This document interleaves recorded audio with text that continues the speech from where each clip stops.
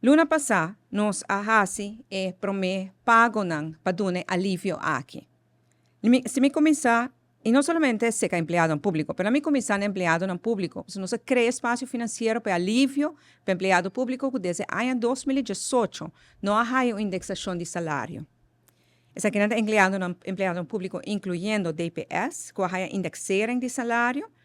De quanto gente nós está papiando aqui? Nós estamos papiando de total de 4.298 pessoas, que há aumento de salário de 6% no ano passado, e há aumento de salário em janeiro, outro ano de 5,7%.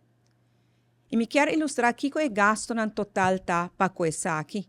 Para que 6% de ano passado, está 21,1 milhões extra que o governo me será alocar.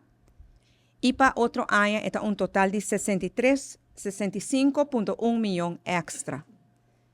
Pois essa aqui está para indexação de empleado no público, 4.298 pessoas, e o gasto no total está entre 21 milhões aqui e 65 milhões outro ano.